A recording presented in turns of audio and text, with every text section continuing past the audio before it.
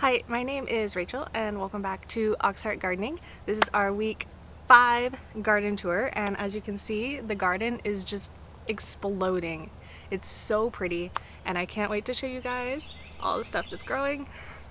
So I often get a lot of new people finding me through these garden tours, so if you're new, welcome. I am in South Carolina. This is zone 7B and I am growing in ground in this garden that I set up from scratch just I don't know, 5 weeks ago now, I guess. And I have a video all about that if you want to check it out. But I am kind of just experimenting with gardening. I am trying different ways of doing things, trying to break the rules just a little bit and see what exactly is possible. And on this channel I share failures and successes alike with you guys to help you figure out what you should be doing in your own gardens, and also to show you that all these gardens that you see on YouTube are not as perfect as they are sometimes presented. And I know that sometimes when you are a new gardener and you see all these really perfect gardens everywhere on Instagram and YouTube and whatnot, that it can be really hard to look at your own garden and see that it doesn't match that garden, and you just feel like you're such a failure as a gardener, even though you are totally not. As long as you are trying, you are succeeding, because every time you fail you are learning something about the garden, and I'm hoping that by showing you my garden I can help you skip at least a couple of those lessons and do just a little bit better and encourage you and help you on your journey. So with that said, let's go look at the garden. So I like to do things in the same order every time so that nobody gets confused about where things are. So we're actually going to start over here. This is my experimental row of squash. You can see that there is lots of lawn around it, and that is intentional. I was trying to see what would happen if I didn't till up all of the ground around where I was planting.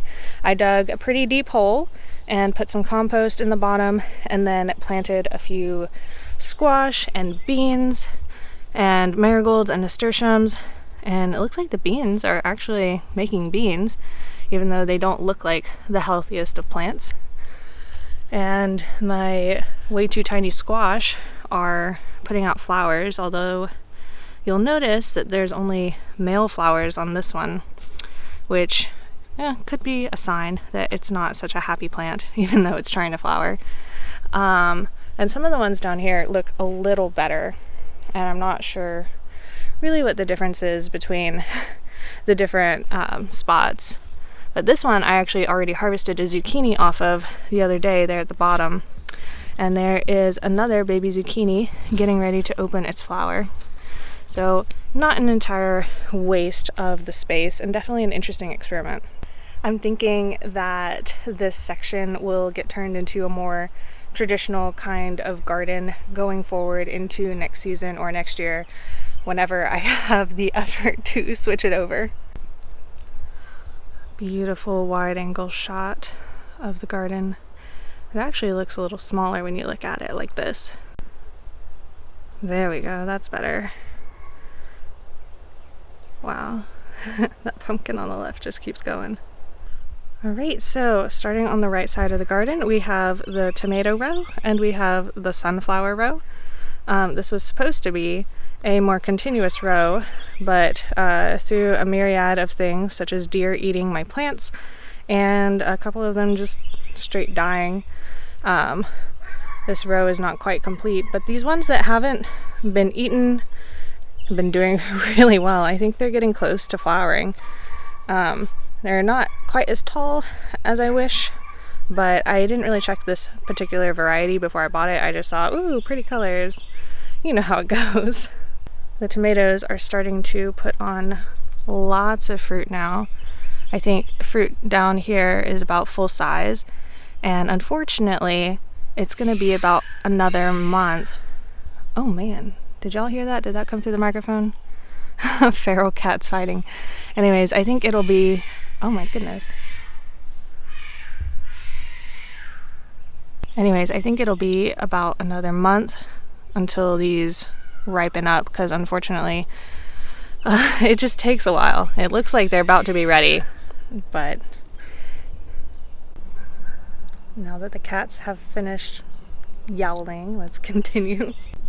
So I did this thing where I planted like a single pole bean every so often along the tomato row, and I'm not really doing anything to it. I'm just kind of trying to see what'll happen.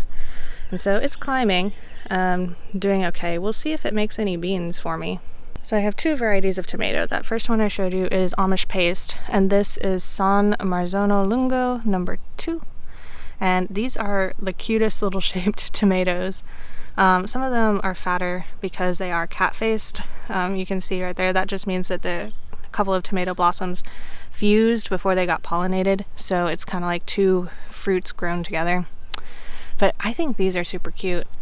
They look like little pears or bells or something.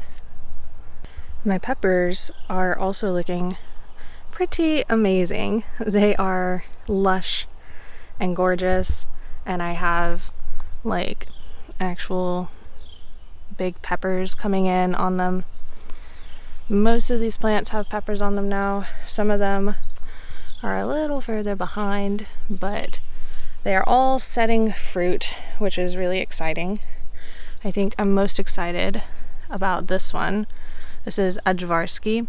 It is going to be a red sweet pepper, and it has like a really thick skin, which is really nice because in the past I have grown sweet peppers with really thin skins, and I like to saute peppers, and the thicker skin really holds up and it's like juicier and there's a lot more fruit, so I just prefer those thicker kinds of peppers for my cooking. The only pepper plant that is not looking so great is this one. This was a paprika, and it kind of just keeled over slowly over time and wilted and died. And for a minute I wasn't sure what had happened, because even though you can see that the leaves are yellowing now, that's just because they have dried out. Previously there was no discoloration or anything, it just wilted like a hot day with no water and kept wilting. Didn't come back. But these guys right next to it, you can see the stem of him right there, these guys right next to it look amazing. Nothing wrong at all. Like, really couldn't ask for healthier looking pepper plants in my opinion. So who knows, you know, this is just one of those things. Not all your plants are going to do great, and that's not always your fault. So to me, the only thing that doesn't look like it's exploded over the last week is the eggplant. Maybe it does to you because you haven't seen it in a week. But I feel like it's just not growing at the same rate as everything else, and that could be because it's putting energy into making its first flowers. I think, yes, down here is the first open eggplant flower. Oh my gosh, that is gorgeous. I've never seen eggplant flowers before. Does anybody know what they're related to? Because, wow, that's just so pretty. So hopefully I'll have eggplant soon. I haven't seen these more purple ones putting on flowers yet, but hopefully that means that we are close. I mean, otherwise they look healthy. They do still get a little bit of that damage, but it doesn't look like it's really slowing down the plant in terms of growth. As the beans get more lush, it becomes more and more obvious that my row is not straight. I don't know how that happened. I had plenty of room to make a straight row, and I just kind of missed the mark. I was planting seeds pretty quickly that day because I was trying to get the whole garden in. But yeah, these are looking great. I think that there are going to be some little baby beans very soon. Oh, and look at these, the purple teepees putting on these gorgeous flowers. Oh, I love that. So colorful. Can you tell I like purple stuff? A lot of times in the garden, if you can see me plant a variety that is not the normal variety, it'll be something purple. If you guys were with me last year, you probably remember everything was purple this, purple that. But wow, I'm just so impressed by how these beans have come back after being eaten down to literal sticks by the deer. Speaking of deer, they haven't been entirely thwarted yet. You can see somewhat new damage on some of my sunflowers, but it's nothing as decimating as I've seen before. And I have a new thing to try when I get a chance to keep the deer out. So I was driving down the road and I saw somebody had planted this cornfield underneath some power lines. Welcome to South Carolina, I guess. And they didn't have a fence, but what they did have was posts at all the corners and a string strung between them with those like disposable pie tins on them, so that whenever a deer ran into the line, the pie tins would clank, is my assumption, just looking at it. And I thought that that is a good idea, since I can't really put up a real fence here. It is a rental property, and also fences are expensive, but I do have posts, and string and pie tins are cheap. And so that is the next thing I'm going to try as soon as I can get someone over here to actually help me drive the posts, because we are in clay and I cannot simply just push them into the ground. And something probably needs to be done about my tomato jungle. This is only the beginning. It will get much, much worse if I continue not doing anything. But with the deer still visiting, I am still hesitant to prune or, you know, cut things back, because these tomatoes are doing so well simply because I have not pruned them. Oh, but I mean, you know, they're just getting unruly, and that's not always a bad thing. Excuse me, but you know, it could lead to rotten fruit sitting on the ground or early disease in these plants. And oh wow, look at these zinnias. These got put here because the seed packet got wet and I didn't have anywhere else to put them, and hopefully they'll flower soon. I think they're getting close. I've never grown zinnias before, but I've heard that once you put them in and you let them go to seed, you will always have zinnias, which that doesn't bother me. I think this is my favorite view of the garden, and it was set up to be such. The beans are getting to the top of the trellis now, and I am sure that they are going to start putting on flowers soon.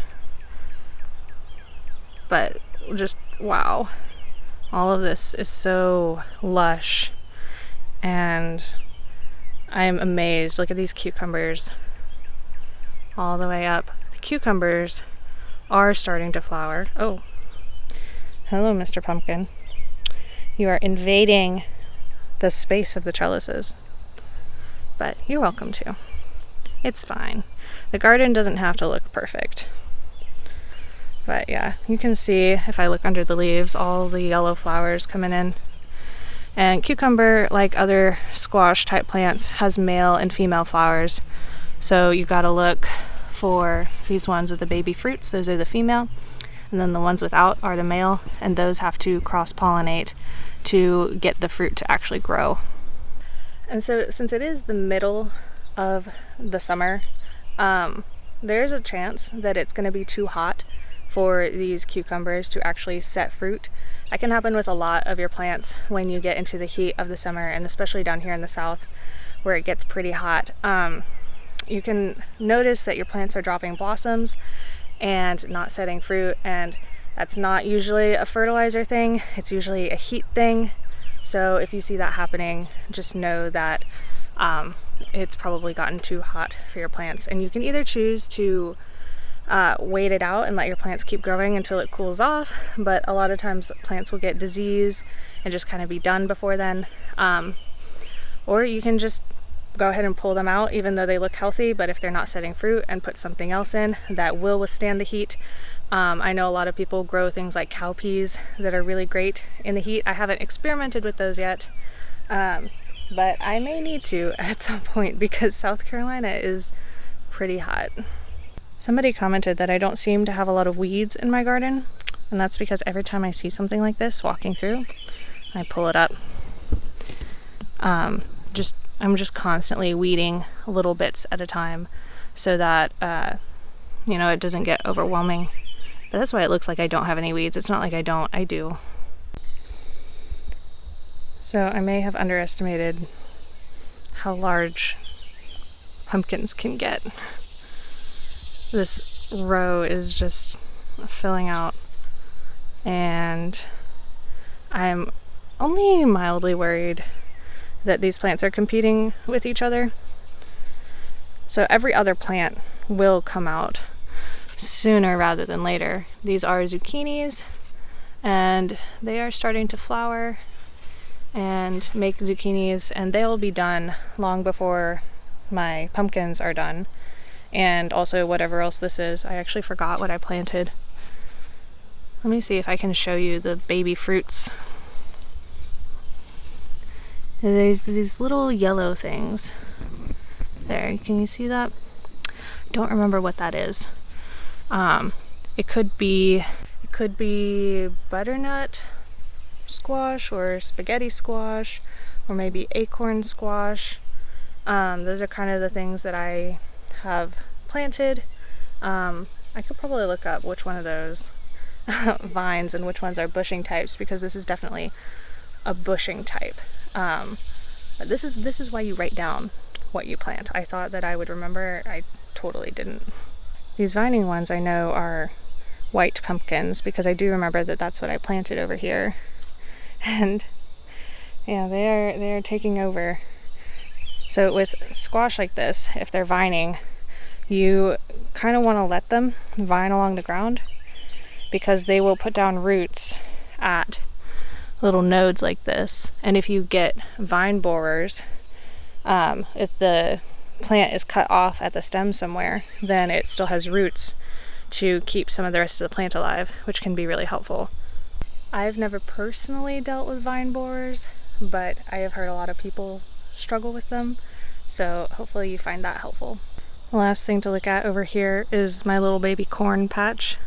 It's doing pretty well, but the squash next to it is really encroaching on it, and it's not even, this is the zucchini and this is the pumpkin, and the pumpkin is vining out behind and in front of the zucchini to encircle my corn patch.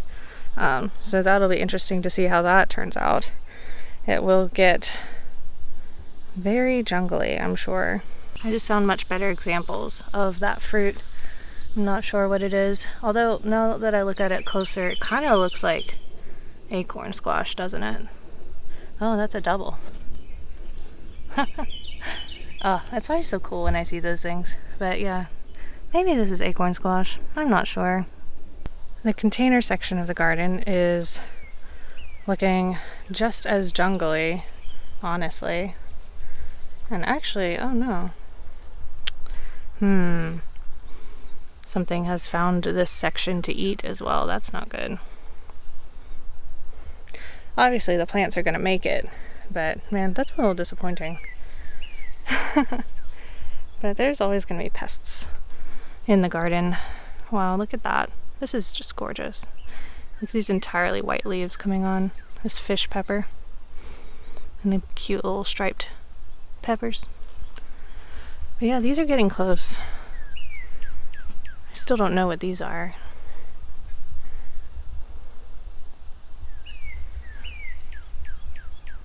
And down here, this other plant is loaded with cayennes. These are like pretty big cayenne peppers. So that'll be really nice. Guardian, spider. Hello, friend. Okay, the last thing to check up on is my single seed challenge. This is a jigsaw pepper, and the fruit is starting to ripen finally. Oh, yep, you can see it starting to turn red. It's so exciting. Oh, and its friend right here has the tiniest little flowers and peppers on it. Look at these. They're so tiny and cute. Not super practical, but still cute. Alrighty guys, that is all I have for you. Thank you for coming with me on this garden tour. I post a new garden tour every Wednesday, and in between, hopefully some other videos too. Depends on life and all that, you know. But hopefully I will see you again very soon. And until next time, I wish you happy gardening.